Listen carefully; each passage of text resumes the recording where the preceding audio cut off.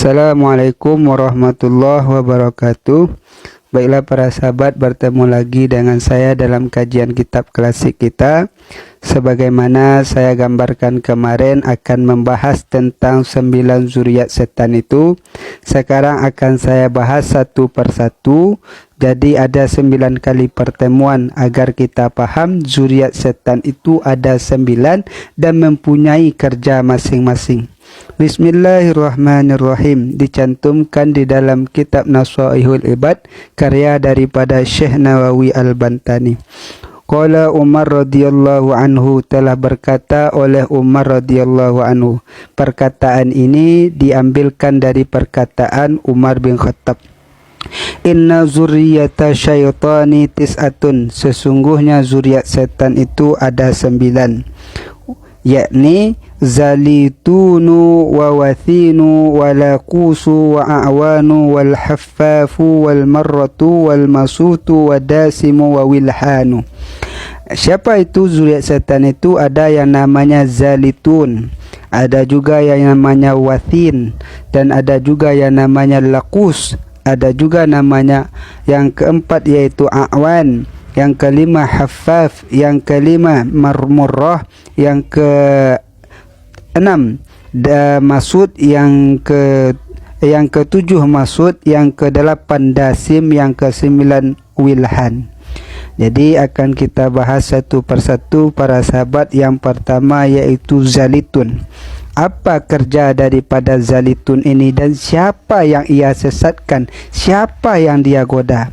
Bismillahirrahmanirrahim. Fa ammal zalitunu fahuwa sahibul aswaq. Adapun zalitun itu adalah maka baramluh ya zalitun ba'ala baramluh sahabat pasah. Jadi karajo zalitun ko menyaksikan panggalih di pasar. Tidak saja panggalih, orang pembeli pun tak itu. Transaksi itu dibuatlah oleh zalitun, ada tipu menipunya. Kalau itu terjadi, senang bana hati zalitun. Tapi tembak pertamanya di dalam surah para sahabat yaitu kepada pedagangnya dahulu. Jadi karena kakak saya banyak yang berdagang di Tanah Abang itu, dengarkan juga ini bahwa di pasar itu kalau kita berdagang jujur dalam berdagang itu. Kenapa? Kalau ini terjadi kecurangan sangat menyenangkan hati zalitun. Kalau zalitun senang setan, maka harapan awak masuk neraka nantinya. Itu yang kita takutkan para sahabat. Apa itu kerja zalitun itu di pasar? Wa huwa fi kulli suqin yazinu lil ba'ithina lagwa. Yang pertama yaitu terjadinya kedurhakaan di pasar tu. Dalam menimbang ada terjadi kecurangan, kebohongan. Kalau dahulu kenapa dikatakan timbangan yazinu? Karena dalam tradisi pasar dahulu banyak memakai timbangan. Kalau sekarang mungkin enggak banyak lagi pakai timbangan, ada juga yang memakai timbangan. Maka hati-hati, baik yang berdagang buah, kalau memang unsurnya sengaja untuk menipu timbangan itu, maka nanti dosanya sangatlah besar.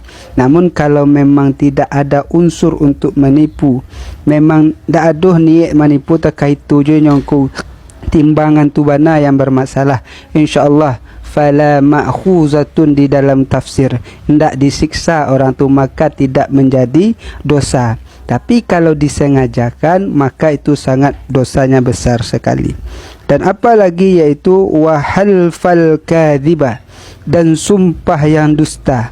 Jadi kalau ada orang di pasar itu bersumpah tapi duto, ko rancak barang ambo, basumpah ambo ko barang terbaru benar. Maha balik tidak ada orang lain punya. Sampaikan saja kalau barang bagus sabut bagus, kalau rancak sabut rancak, harganya terkait standar bu. Tak ada dusta, bagus. Tapi kalau ada duto bersumpah pula, dan itu memang nyatonya sumpah itu dibuat salah, itu sangat menyenangkan hati daripada zalitun. Jadi hati-hati juga sahabat-sahabat kita, dunsanak kita yang berdagang, sampaikan ini agar beliau hati-hati dalam berdagang itu tidak terjadi kedurhakaan kepada Allah Subhanahu wa taala. Yang ketiga yaitu wa madhal silati, memuji barang dagangan terlampau banyak. Memuji barang dagangan bagus, tapi bakal lebihan ndak sepantasnya itu dipuji lai. Padahal barangku memang barang nalah standar bawah, dinaik-naikkan juga, itu bermasalah. Jadi harus dijelaskan. Kalau ikut standarnya di bawah bu, kalau ikut memang standarnya rancak di atas bu, ibu boleh tanya ke orang lain. Itu jujur bagus, maka orang itu akan diangkat derajatnya di sisi Allah, dilariskan dagangannya, dijago dagangannya di Allah Ta'ala. Mangkonya sampai inyo manggalih taruh, akan indah adalah masuk-masuk manggalih itu akan nyo hancur. Tapi kalau ada dusta, akan ada je saatnya sahabat, dagangan itu akan hancur. Tu alai. Wa ta'fiful kaili wal mizani, curang di dalam takaran dan timbangan. Masih hal yang tadi, tipu menipu itu sengaja mengurangkan timbangan, mengurangkan gantangan namanya, wal kaila wal mizan di dalam Al-Quran itu. Kalau unsurnya sengaja, maka tunggulah kehancuran. Walaupun orang itu mendapatkan untung yang besar, berkahnya hilang. Apa tanda berkahnya hilang? Uang didapat tapi habis hendak tentu kamar. Keluarga kacau le deknya.